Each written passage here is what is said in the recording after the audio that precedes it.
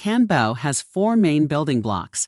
These blocks are board collections, board groups, boards, and last but not least, cards. The first step in organizing your workspace is to set up board collections. Think of a board collection as a place that unites people, information, and work assets under a theme. You can set up a board collection per team, a board collection per client, a board collection per region, or whatever works best for you and your organization. Let's begin by adding a new board collection, which will be a top-level element for organizing the work of the engineering team. We click the Add Board Collection button and then select Add New Board Collection. First, we need to give it a name. Let's name it after our department, Engineering. We finish by clicking the Add button. The board collection is added to your KanBo. Now we're inside our engineering board collection.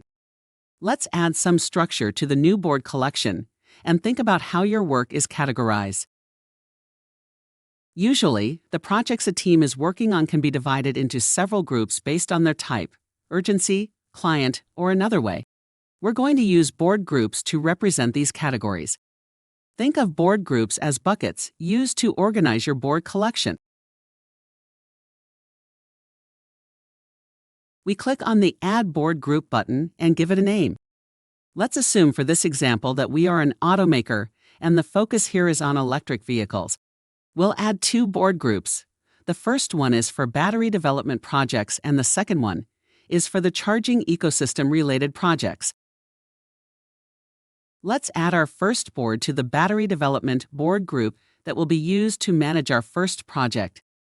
A board usually contains several cards connected to a single goal with a deadline. We click the Add Board that is displayed inside of the board group we want to add the board to. In our case, that's battery development. For the demo purposes, we will just focus on the product packaging development. We need to give our project a name. We'll use Product Packaging.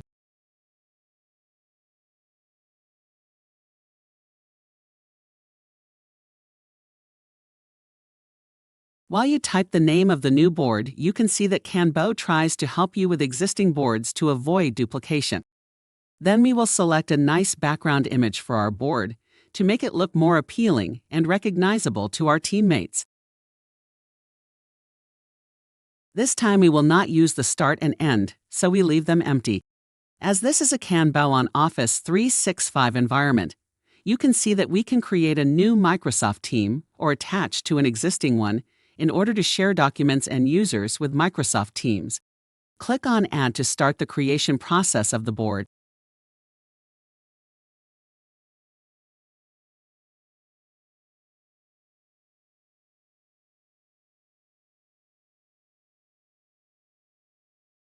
Next, we invite team members to the board.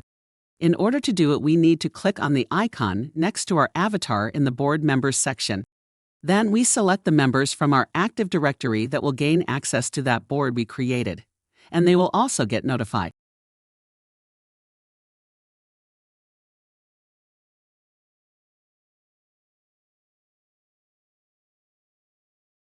If your IT has enabled inviting people from outside your organization, then you can invite external users to the board by typing their email address into this field. They will receive email invitations to join your KanBo. When they accept it, then they can access your board.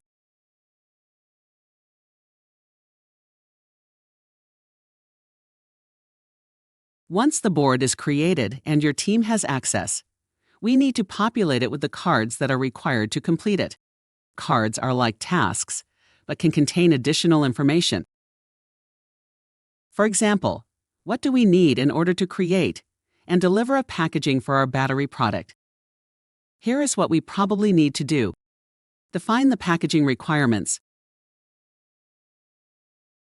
Design the packaging. Select materials. Create a prototype. Manufacture the packaging. Fill and assemble. That means to fill the packaging with the actual battery. And finally, to transport and distribute it to our customers.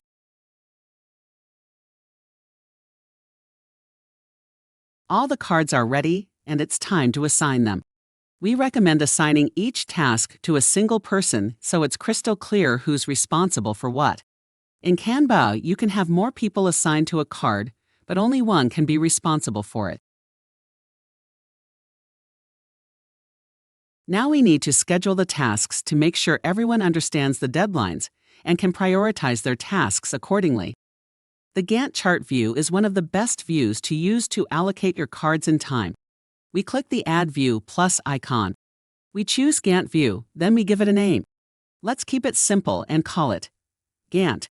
Then click Add.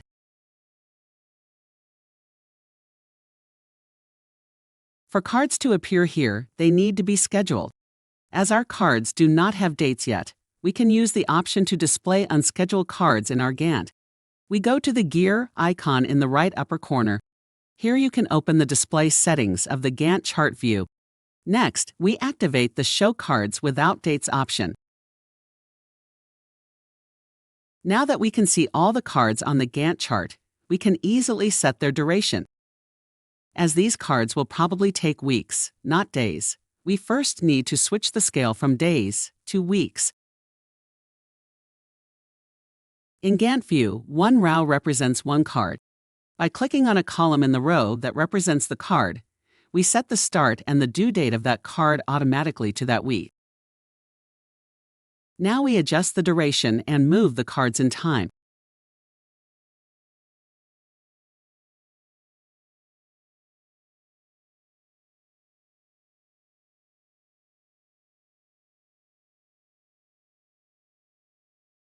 The next step is interconnecting cards with next previous relations. There are two main reasons to do that. First, if the tasks are interconnected, then KanBo can detect possible date conflicts and makes them immediately visible on conflicting cards.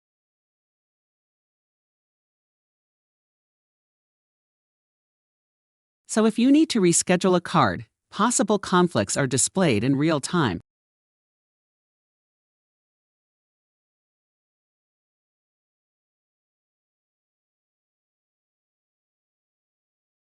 Second, dependencies help everyone to know exactly when they need to start working on their cards.